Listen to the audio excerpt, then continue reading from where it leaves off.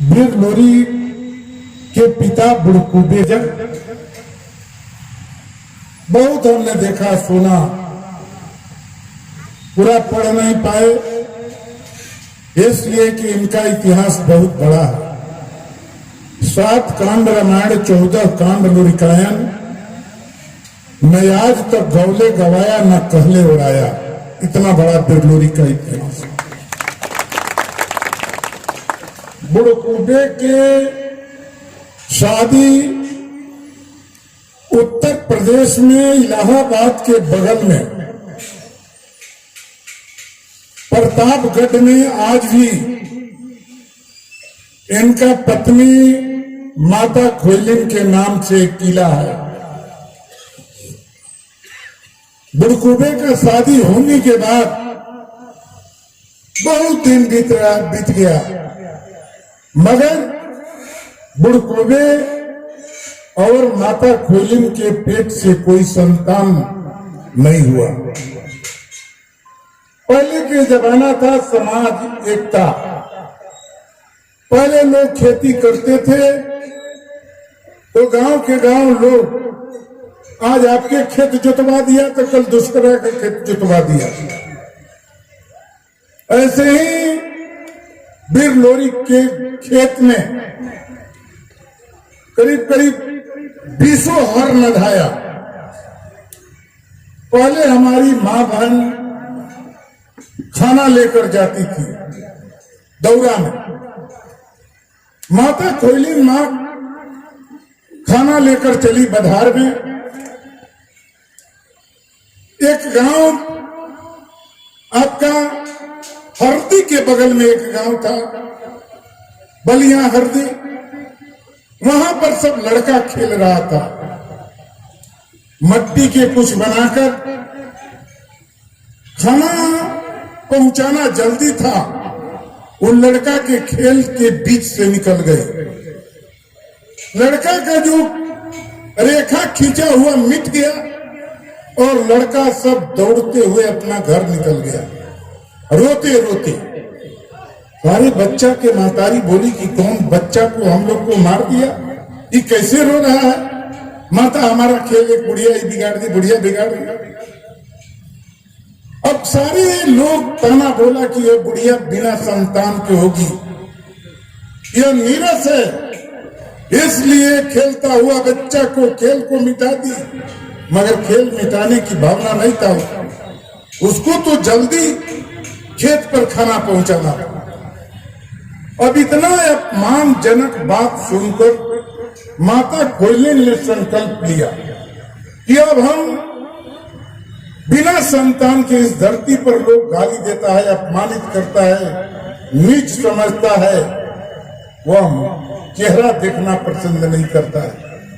इतना बात जब बुड़कूबे के दिमाग में आया, कहा कि आज खाना पहुंचाएंगे और खाना पहुंचाकर जंगल में हम चल जाएंगे, अब बिना अन्न जल के सोएंगे, फिर हम तुरंत यहाँ पर अपने प्राण गंवा देंगे। मगर और ये धरती पर जीना बिना संतान के बड़ा मुश्किल है।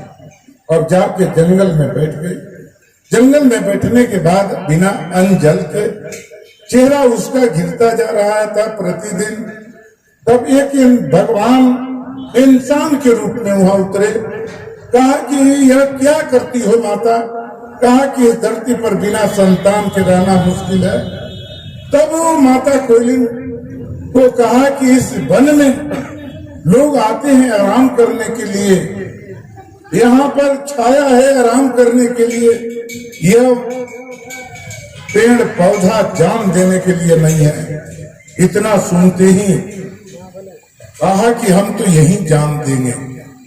तब ये भगवान रूपी देवता थे, वो बोले कि देखो, जान मत दो, जाके गंगा स्नान करो। गंगा स्नान करोगी, तुमको गंगा जी के वरदान से पुत्र पैदा होगा, शक्तिशाली। अब गई गंगा में स्नान किया। गंगा में स्नान करने के बाद वो घर पहुंची। घर पहुंची तो संतान मिला नहीं, इसलिए कि दिमाग में था कि गंगा स्नान करेंगे पुत्र मिल जाएगा। पुत्र के लिए तो 9 महीना इंतजार करना पड़ता है, मगर इतना संतान का भूख था, इतना अपमानित हो चुकी थी कि वह सोचती थी कि जल्दी संतान। अब वह सोचा गंगा में चलेंगे, अब गंगे में हम डूब जाएंगे, गंगे में डूब कर जान दे देंगे। माता कोई नहीं जाती है गंगा में, और गंगा में जाकर कूद जाती है। यही बिरलोरी की मां गंगा में कूद जाती है, और गंगा में कूदती है, डूबती है, और ऊपर आती है, तब तक गंगा मां औरत के रूप में उसकी कलाई को पकड़ लेती है। कहा कि ये क्या करती हो माता? कहा कि हम बिना संतान के हैं, इस बिना संतान के इस धरती पर रहना मुश्किल है। आपको तो बताया एक संत कि जाओ गंगा में स्नान करो पुत्र हो जाएगा, पुत्र नहीं हुआ गंगा स्नान करने के बाद, तो हम इस गंगा में जान देंगे। अब गंगा में जान देने के लिए गई तो कलाई पकड़ लिया, कहा कि हम मरने नहीं देंगे, इसलिए कि जिंदा व्यक्ति गंगा में जान नहीं दे सकता है बिना हमारी मर्जी के। कहा कि माता हम तो जान देंगे। कहा कि नहीं, जाओ यह 5 गो जड़ी लेकर जाओ। दतवन रूप में 5 गो जड़ी देती है, और जड़ी देने के बाद कहा कि जाकर अपना पति बुढ़कोबे को सील पर रगड़ कर यह पिला देना। अब पिलाने के बाद जब वह संभोग करेंगे तो एक आपसे वीर बलवान शक्तिशाली व्यक्ति पैदा लेगा, लड़का पैदा लेगा। यह बात कही गंगा मां। अब गंगा मां कह दिया, 5 जड़ी दे दिया। 5 जड़ी देकर वो चली घर पर जाती है, तो उधर से एक चमाइनी आती है।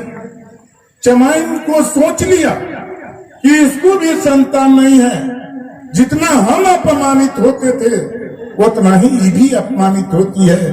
देखिए पहले की लक्ष्मी औरत की कितना दिमाग था, और एक जड़ी वो चमार को दे दिया, चमैन को दे दिया, और चमैन को बताई कि ये जड़ी लेकर जाना, अपना पति को पिलाना, और पति पीकर आपके साथ संभोग करेगा, आपको बच्चा होगा।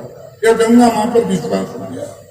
उसके बाद जाते जाते एक धोबिन भी मिल गई, एक धोबिन भी मिल गई। अब धोबिनिया के कहा कि वो अपमानित होती होगी, जड़ी तो गंगा जी दी खाली बुढ़कोबे को पिलाने के लिए, मगर देखो औरत की कितनी दर्द है। वो जड़ी एक धोबिन को दे दिया। वो धोबिन को जब जड़ी दिया, उसको भी बताया कि ले जाओ जड़ी, आप जड़ी लेकर जाओ, अपना पति को पिलाना, और पति साथ में आपको सोएंगे, पुत्र एक पैदा लेगा शक्तिशाली। उसके बाद मात्र 3 जड़ी बच जाता है। 3 जड़ी बच जाता है। वो जड़ी जब लेकर चली तो उसको प्यास लग गया। तो पहले के हर कुआं पर बाल्टी और डोरी रखा जाता था, सिक्कड़ रखा जाता था। अब उसको प्यास लगा तो जड़ी को रख दिया, और जड़ी रख लेने के बाद वह पानी खींचने लगी। पानी खींचते खींचते एक जड़ी उसमें से खींचकर काग निकल गया, कौवा निकल गया। वह कौवा निकल गया, और मात्र 2 जड़ी बचता है, पानी पी के निकलती है। और वह कौवा जब लेके उड़ा, और कौवा उड़ा लेकर तो जात जात उसका कहीं मुंह खुल गया, और जड़ी एक गदही चरती थी, उसके नीचे उसके मुंह की तरफ गिर गया। वह गदही जड़ी को चबा गया। उसके बाद 2 जड़ी बच गया। तब ये एक जड़ी, 2 जड़ी बचा, तब तक एक दुसाधीन आ जाती है।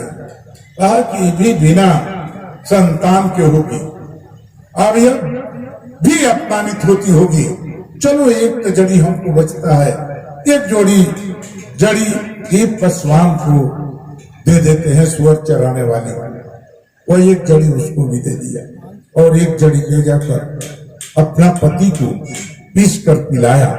और पिलाने के बाद 21 दिन में और 4 औरत और 1 गदही गर्भवती हुआ गंगा माँ की कृपा से। आपसे मैं बताना, गंगा माँ की कृपा से 4 को पैदा ले लिया।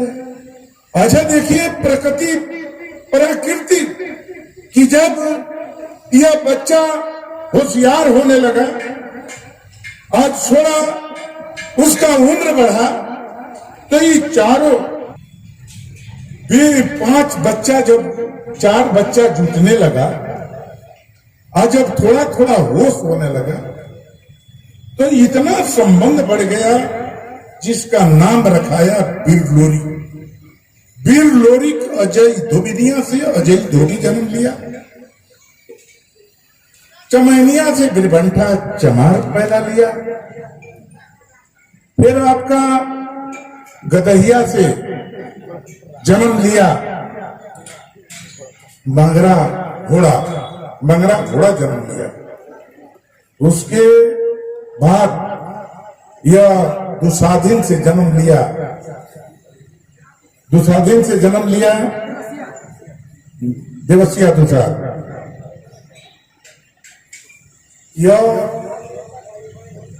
जब घोड़ा आके बोला कि हम इस धरती पर पैदा लिए हैं, तो हमारे पीठ पर सवार करने वाला है, धरती पर कोई पैदा नहीं लिया, मात्र आप बीरलोरी जन्म लिए, बीरलोरी जन्म लिए। यह संबंध हो गया। संबंध होने के बाद यह सब प्लानिंग किया। पहले राजा रजवाड़ा गांव में होली जब जलता है, सबक फूकाता है, हम पब्लिक नहीं फूक देता था। पहले वो राजा जाता था, जो उस राज में जाकर पहला आग लगाता था, तभी सबक जलता था। दूसरा की आग लगाने की हिम्मत नहीं था, न अधिकार था। उसके बाद जब होली सुबह में रंग खेला जाता था, तब पहले राजा किसी व्यक्ति को रंग डालते थे, उसके बाद दूसरा कोई रंग खेलता था। तब बीरलोरी ने कहा कि यह तो बहुत भारी अत्याचार है, जुल्म है, यह जुल्म हम बर्दाश्त नहीं करेंगे। अगला संबत हम फूकेंगे, अगला होली हम खेलेंगे। बीरलोरी कम उम्र नहीं था उसकी, उम्र नहीं था, लेकिन पर्सनालिटी था। 2 चीज हो, यदि विद्वान बन जाओ और नहीं तो बलवान बन जाओ, एक समान है। विद्वान बनो और नहीं तो बलवान बनो। तो इसलिए आप लोग से मैं बताना चाहता हूं कि बीरलोरी ने कहा कि आज सम्मत हम फूकेंगे। माँ ने कहे अपना कि माँ अब राजा रजवाड़ा को चलने नहीं देंगे, हम अब की बार होली फूकेंगे। माँ कहा कि बेटा थाले भूसे राजा भरवा देगा, सारे लोग हम लोग मर जाएंगे, यह काम मत सोचना। कहा कि माँ ये तो हो नहीं सकता, अब की होली हम फूकेंगे। वही आपका गया, राजा के आने से पहले सम्मत में आग लगा दिया, होली फूक दिया। होली फूकने के बाद राज दरबार में हलकम मच गया कि ये कौन जन्म ले लिया कि होली फूक दिया। होली के आपका सम्मत फूकने के बाद बिहाने होली आ जाता है। रतन पर ये आपका बिरबट्ठा चमार अजय धोबी देवसिया दुसाध को बुलाया, कहा कि भाई आज तो होली की शुरुआत हम लोग से होगा, राजा रजवाड़ा से नहीं होगा। वही कहा कि बांस की पिचकारी बनाओ, पहले बांस की पिचकारी होता था, वही बांस की पिचकारी बना। और बीरलोरी ने कहा कि 7 रंग का आप लोग बाल्टी में रंग घोरिए, आज चलेंगे सुबह में होली के शुरुआत करेंगे। बलिया के बगल में राज दरबार था, राज दरबार था। चनमा नाम की लड़की बलरेज पर खड़ा थी, राजा की बेटी। अब ये सोच लिया कि इतना बढ़िया कपड़ा उजला पहनी है, इसी पर 7 रंग का रंग चढ़ाना। पिचकारी लेता है और मार दिया पिचकारी से रंग, राजा की बेटी लाले लाल हो गई। उसके बाद राज दरबार में बड़ी तनाव आ गया। चलो जल्दी तैयार करो, मारना है काटना है। सारे लोग तलवार उठाया, कोई घोड़ा उठाया, सारे लोग चल दिए काटने के लिए। मगर चनवा लड़की दौड़ के नीचे आती है और आकर बोलती है कि पिताजी, यह हमारे हिंदू धर्म में नहीं लिखा है दामाद वध करना। इसको हम वीर लोरी को पति मान लिया, वीर लोरी को पति मान लिया, पति मान लिया। राजा अब खत्म गया इस बात पर। अब खत्म गया तो समझिए कि अब तो चनवा से प्यार करने लगा। चनवा से प्यार करते करते करते अब वीर लोरी सोचे कि अब बड़ा लड़ाई होगा। राजा राजवाड़ा तो अत्याचार करता है। जो आप सीढ़ी के बगल में बलरेज देखते हैं, आप पकड़ के जाते हैं, लकड़ी का हो या लोहा का हो। पहले नहीं, पहले तो यदि 25 सीढ़ी है तब 25 सीढ़ी पर गांव के गरीब बेटी को लंगा करा कर रखा जाता था और सीना पकड़ के राजा लोग छत पर चढ़ते थे। ये अत्याचार था। वीर लोरिक ने सोचा कि इसके लिए लड़ाई लड़ना पड़ेगा। लड़ाई लड़ने के बाद वीर लोरिक ने कहा कि कुछ देवी कृपा होना चाहिए। हम हनुमान जी के भक्त हैं, अखड़ा पर हनुमान जी के भक्ति करते थे। वीर लोरिक ने सोचा कि अब शक्ति की जरूरत है। और शक्ति क्या देवी? ये धरती पर दुर्गा मां। मगर दुर्गा मां मुंगेर के किला में राजा कर्ण के दरबार में राजा को मानती, कर्ण पर प्रभावित थी। कर्ण के दरबार में दुर्गा जी कर्ण के बस में थी। वीर लोरिक ने कहा कि अब हम दुर्गा को कैसे मनाएंगे। सोचा कि चलते हैं मुंगेर में राजा दरबार में। राजा दरबार में गए तो कर्ण से बोले वीर लोरिक कि सरकार, हमें कुछ आपके दरबार में हम नौकर रहना चाहते हैं। कहा कि आप कहां से आए हो? कहा कि हम हल्दी बलिया से आए हैं, हमारा नाम वीर लोरिक है, अखाड़े पर पहलवानी करते हैं, हम आपके राज दरबार में नौकरी करना चाहते हैं। कहा कि तुमको नौकरी कौन देगा? तू तो एक पहलवान है, सुंदर पर्सनालिटी है, आपको हम अपना दरबार में राज का शोभा बना के रखना चाहते हैं। राजा कर्ण ने बोला, कहा कि नहीं, हम तो राज दरबार में शोभा नहीं, हम काम करने के लिए आए हैं। कहा कि अरे काम का हम ऐसे ही आपको जो कहूं देंगे, इसलिए कि प्रतिदिन 80 मन सोना हो दान करता था कर्ण। कहा कि हमें नहीं चाहिए, हम आपका मेहनत करेंगे, हम मेहनत की कमाई खाएंगे। कहा कि इस दरबार में आपका लायक कौन काम है बता दो। कहा कि सरकार घोड़ा खिलाने के हमको दे दो, और घोड़ा हम खिलाएंगे, और घोड़ा खिलाएंगे, हमारा जो मजदूरी होगा आप दीजिएगा। और घोड़ा वो खिलाने लगा। राजा कर्ण की देखा कि कैसे दुर्गा को बस में किया।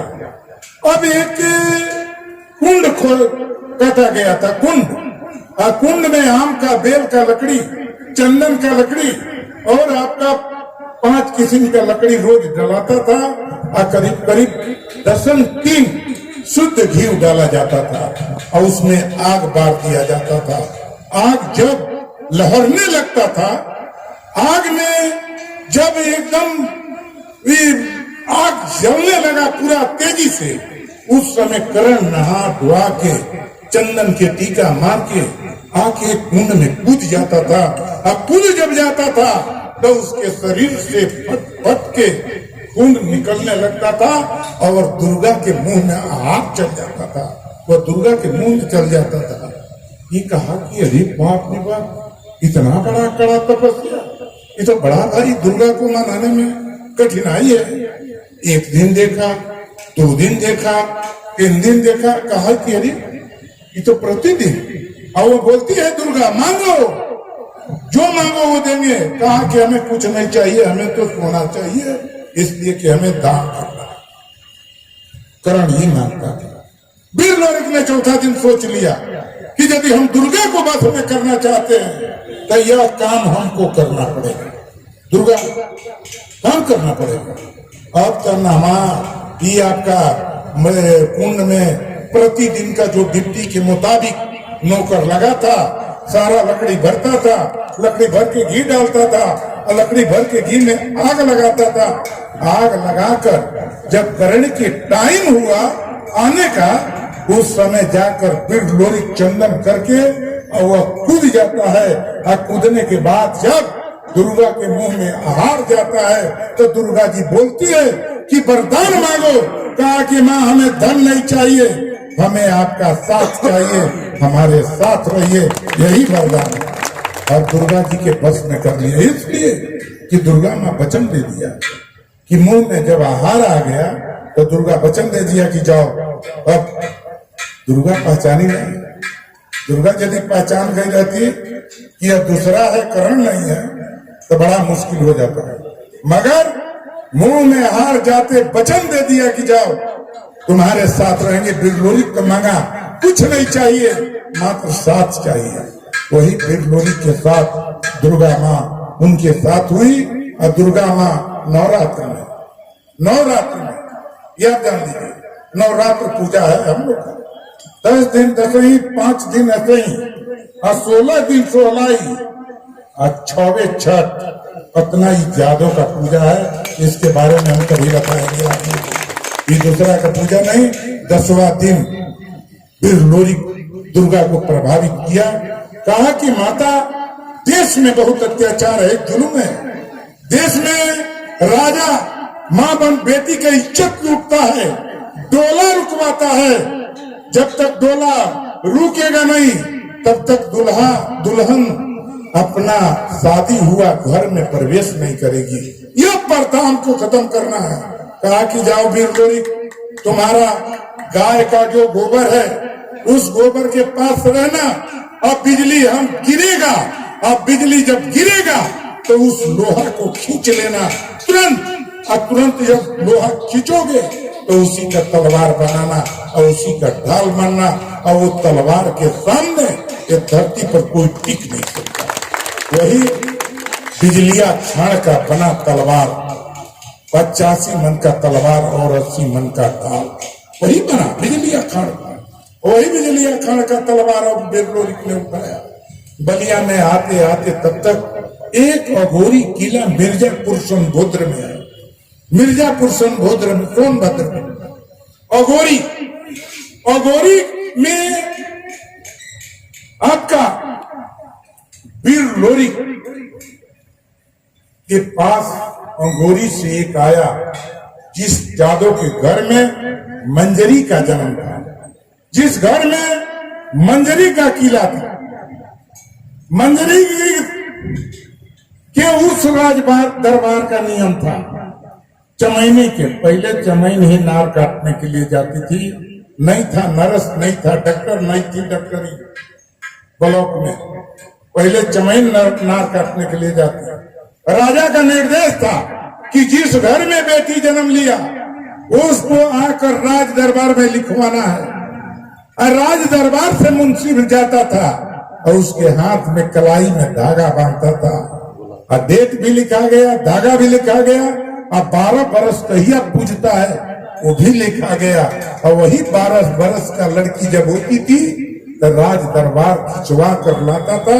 और राजा जब संभोग करते थे उसके बाद वो छोड़ देते थे, दूसरा की शादी ब्याह होता था। तो फिर आपका माता मंजरी का पिता ने कहा कि अब हमारा बेटी का समय आ गया है, राजा खिंचवा के ले जाएगा। ये धरती पर कोई वीर को खोजना चाहते हैं। लोग से पूछना चालू किया कि हम अपना बेटी का इज्जत लूटने नहीं देंगे, कोई रास्ता निकालेंगे। वहां से चला घोड़ी पर आते आते आते आते कोई बता दिया कि बलिया में बुढ़ कुबे का बेटा वीर लोरिक है, अत्याचार और जुल्म से लड़ने का संकल्प लिया है, जाओ बलिया में। और बलिया में वो आता है और बलिया में बुढ़कुबे से पूछता है, कहा कि बेटा अब हमारा बेटा सयान हो गया है, यदि शादी आपको करना है। कहा कि बात क्या है? कहा कि राजा का धागा बन गया है, मात्र अब थोड़ा दिन बच गया है, राजा टंगवा के ले जाएगा और बेटी के साथ संभोग करके छोड़ देगा। कहा कि जाओ, यदि ये बिरलोरी बात सुन लेगा तो तुरंत चल देगा बेटा, जाओ बिरलोरी के पूछ लो। बिरलोरी हरदी दुर्गा मंदिर के पास भारी खड़ा था। बिरलोरी धूल माटी लगा के पहाड़ जैसा सोया हुआ था। इनको देखा, घोड़ी पर सवार कोई व्यक्ति आया तो वो खड़ा हुआ और धरी शरीर से जब धूल को जा रहा तो एक समझिए कि कीला टाइप के हो गया, इतना शरीर में धूल था। उससे वो बिरलोरी ने कहा कि ऐसी ऐसी बात है। बिरलोरी का आपके पिताजी के पास गए, हमारा बेटी का इज्जत लुटाने वाला है।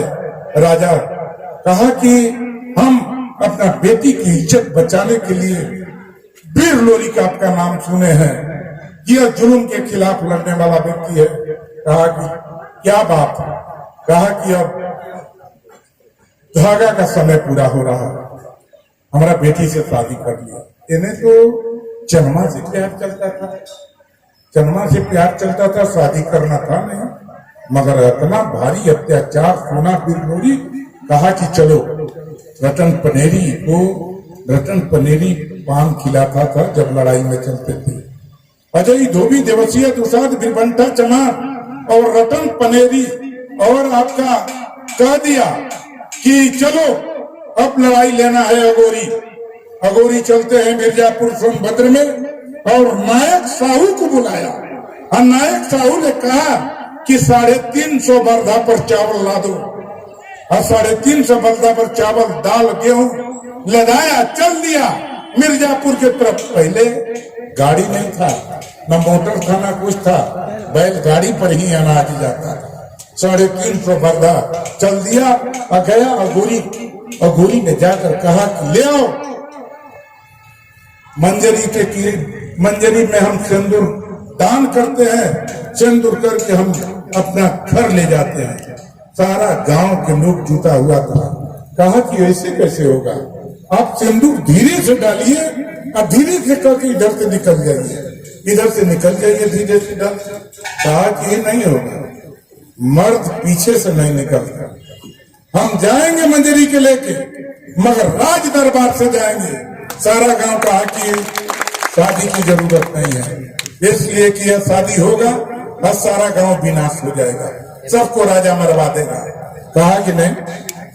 तब मंजरी धीरे से बढ़ती है और मंजरी आके कहती है कि पति देव आपकी शक्ति ये लोग नहीं समझते हैं, गांव वाला अपना शक्ति का पहचान दीजिए पति देव।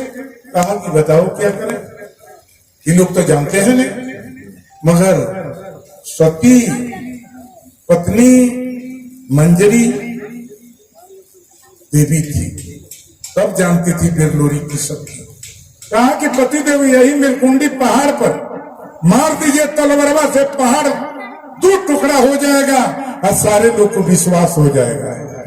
कहा कि चलो ये कोई बड़ा चीज नहीं है।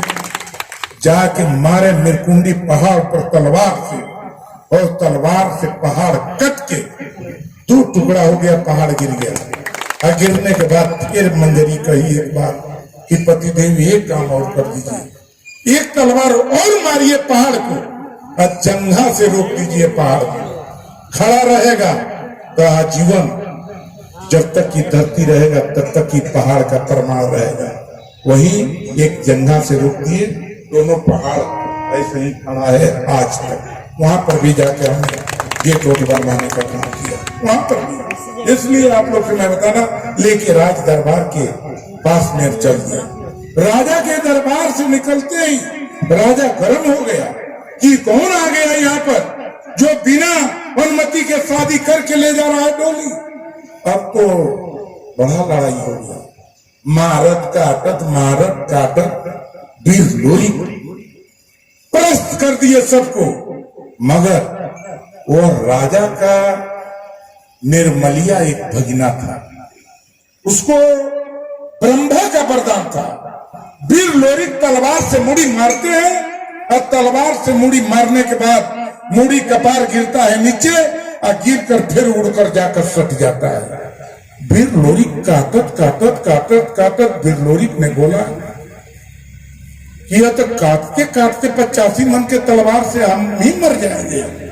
तब ये दुर्गा जी के गुहार लगाते हैं कि हे दुर्गा, प्रतिदिन रान और जान फाड़ के खून देते हैं, कहाँ बाड़ू? यह तलवार से काटते काटते हम थक गए हैं एकदम, अब तो हम ही मरा जाएंगे। तब तक दुर्गा माँ प्रकट होती है और दुर्गा माँ प्रकट होती है तो वीर लोरिक ने बताया कि जब गर्दनियां काटते हैं और जमीनों पर गिरता है और उड़कर सट जाता है। तब तक माता दुर्गा ध्यान दिया। जब दुर्गा माँ के ध्यान दिए कि यह मामला क्या है, तो ध्यान में आया कि अरे ये तो हमारा भैया ब्रह्मा का वरदान है। अब ब्रह्मा के वरदान के कारण ही कभी मरेगा नहीं। वीर लोरिक ने कहा कि अब तो मां ये तो अंतिम हो गया।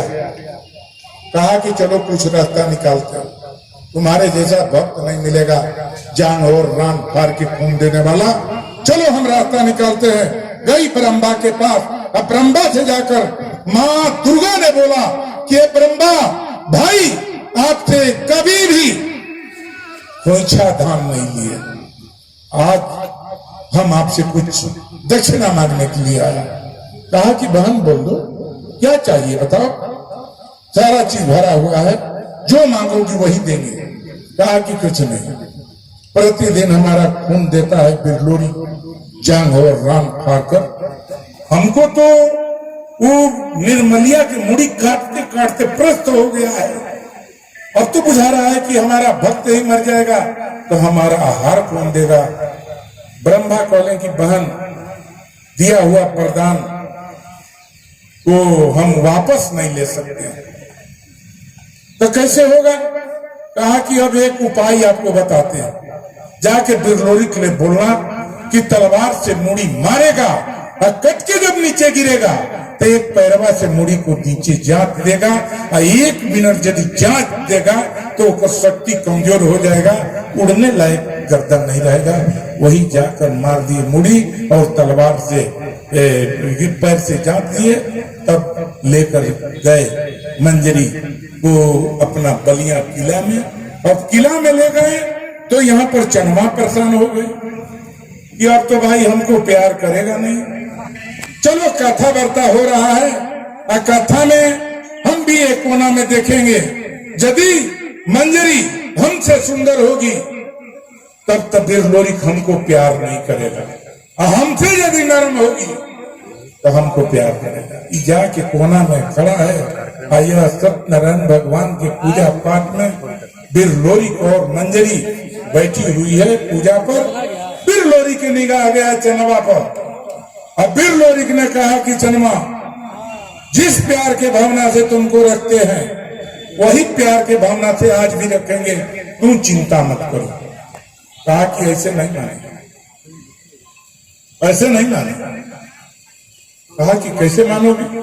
कहा कि गांव के बगल में पीपर है, यदि हम आएंगे पहले तब पीपर पर सिंदूर से टीक देंगे, और यदि आप आइएगा पहले तो आप तलवार से मार दीजिएगा।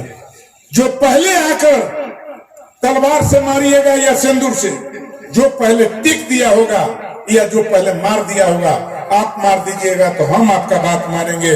जैसे आप कहिएगा वैसे हम रहेंगे, और यदि हम सिंदूर से टिक देंगे पीपल को तो हम कहेंगे वैसे आप करिएगा। यही वचन हार गए वीर लोरिक। वीर लोरिक के पहला दिन था, मंजरी के साथ सोए और मध्याह्न हो गया।